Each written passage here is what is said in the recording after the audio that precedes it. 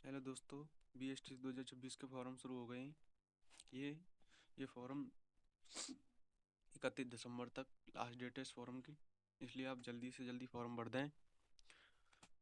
मैं आपको बताता हूँ फॉर्म कैसे भरना है। देखो, सबसे पहले आपको दिखाई दे रहा होगा फॉर्म 2026। ये इसमें अप्लाई होगा और आप अप्लाई करने के बाद फाइंड नंबर कर सकते हैं, फाइंड फॉर्म नंबर। और यदि आपको फॉर्म को प्रिंट करना है तो रीप्रिंट, और आपको अपने स्टेटस को देखना है तो ये पेमेंट स्टेटस। और चलो आप देखते हैं कैसे फॉर्म भरा जाता है। सबसे पहले आपको क्लिक करना है फॉर्म 2026। इस पर क्लिक करते ही एक पेज लोड होगा। उसमें देखो क्या दिखाई दे रहा है, बोनाफाइड डिटेल्स। इसमें दिखाई दे रहा है कि इसमें गृह राज्य बनना है आपको। पहले सबसे पहले आपको कि आप कौन से राज्य से हैं। मैं आपको बढ़ के दिखाता हूँ, हमें राजस्थान से, तो राजस्थान बनना है आपका। इसमें दिखाई देगा आपका जिला कौन सा है, जिला दिखाई देगा। जिला बनना है आपको, जो आपका जिला है। उसके नीचे आना है आपको। आपको एग्जामिनेशन डिस्ट्रिक्ट प्रेफरेंस 1, मतलब आपको एग्जाम कहाँ चाहिए। दो जिले बनने पड़ेंगे आपको कि आपको कौन सा जिला पहला बनना है, दूसरा बनना है। हम बढ़ते हैं अपने हिसाब से, आप अपने हिसाब से बनना।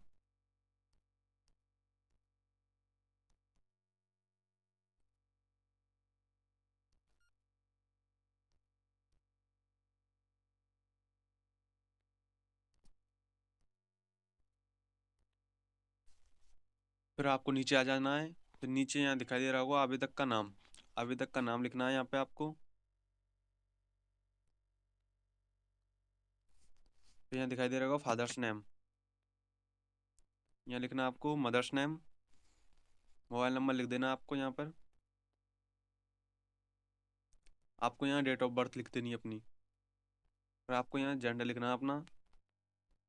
फिर आपको यदि आप वैवाहिक स्थिति, मतलब आप शादीशुदा हो या नहीं हो, ये आपको लिखना।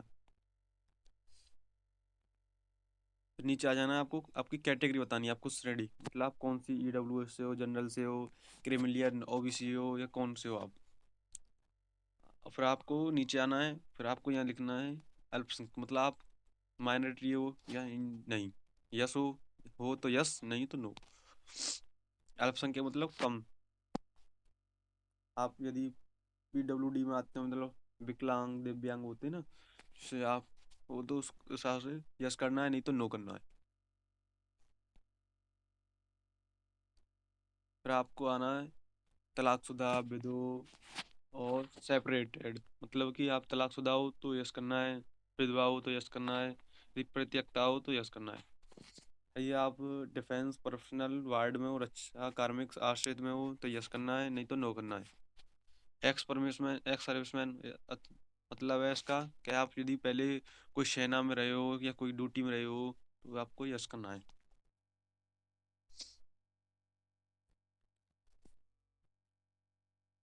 यदि आप गवर्नमेंट कोई सरकारी है, नौकरी है आपके पास, यस करना है, नहीं तो नो करना है।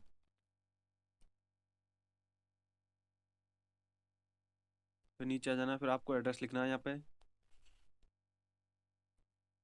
यहाँ ब्लॉक लिखनी है अपनी। यहाँ आपको पोस्ट ऑफिस लिखनी है अपनी और पिन कोड डाल देना है यहाँ पर आपको। फिर आपको राज्य लिखना है अपने यहाँ पर। राज्य फिलअप फिलअप कर देना है आपको। फिर यहाँ के बाद इसको आपको जिला भरना पड़ेगा। आप अपना जिला कौन सा है आपका, वो जिला भरना है आपको। फिर नीचे आकर आपको तहसील लिखनी है अपनी, आपकी तहसील कौन सी है। फिर यहाँ पर आपको ईमेल आईडी डालनी है। ईमेल आईडी के बाद आपको मोबाइल नंबर डाल देना है, वैकल्पिक मोबाइल नंबर। फिर आपको यहाँ आधार नंबर डालना पड़ेगा। फिर यहाँ पर आपको प्रश्न पत्र किस भाषा में चाहिए, हिंदी में चाहिए, इंग्लिश में चाहिए। और यदि आपको एड्रेस यही है, मतलब आप वर्तमान पते और स्थायी पते दोनों ही आपके सेम है, तो आपको करस्पॉन्डिंग डिटेल्स लिख देनी है। तो आपको यहाँ सेम लिखा ही आ जाएगा। उसके बाद आपकी क्वालिफिकेशन पूछी जाएगी, आपकी क्वालिफिकेशन क्या है, मतलब आप 12th पास हो क्या हो, 12th इक्विवेलेंट इक्विवेलेंट हो, मतलब आप 12th में ही हो या 12th पास कर लिया आपने, वो।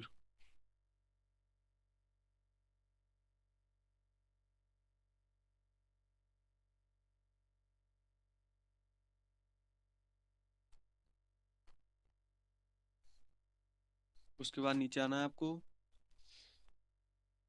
आपको अल्पभाषा, मतलब आप अल्पभाषा क्षेत्र में रहते हो तो अल्पभाषा करनी है, नहीं तो नो करना है।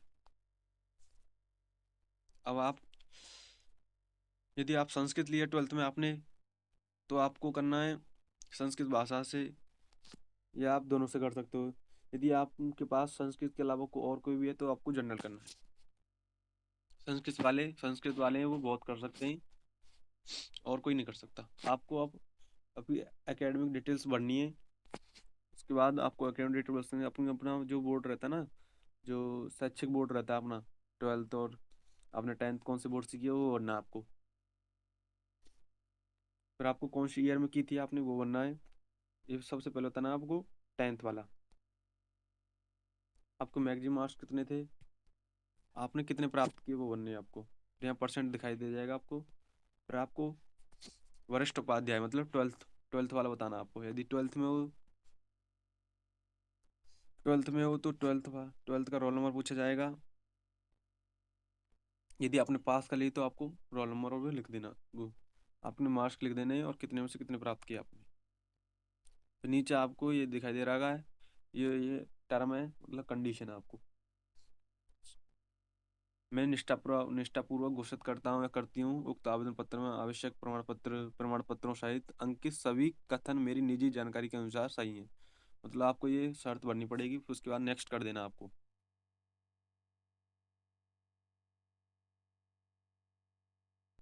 उसके बाद एक पेज अपलोड होगा दोबारा से।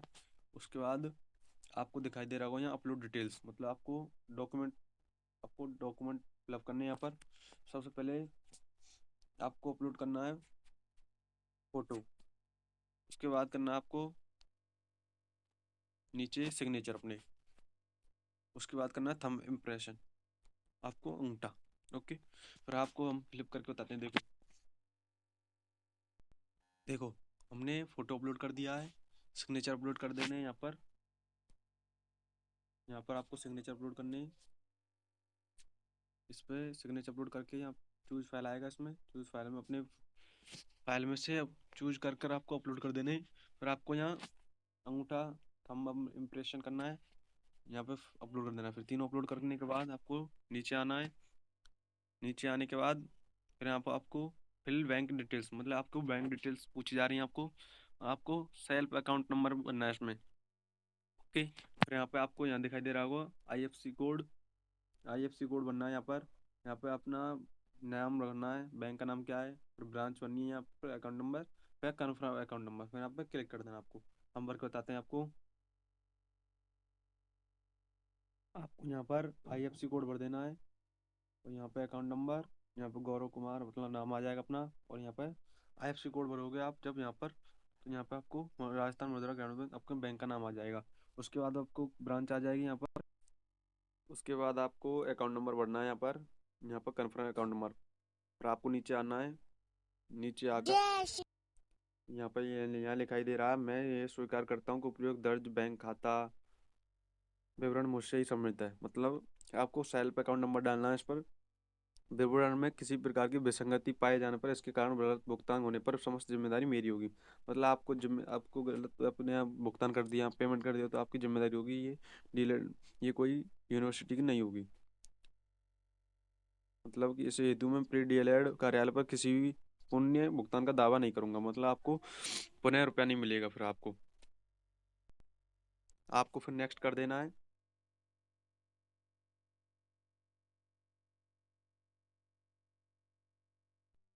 फिर आपको यहाँ दिखाई दे रहा होगा बोनाफाइड सर्टिफिकेट नंबर, मतलब आपको मूल निवास नंबर भी लिखना है इसमें।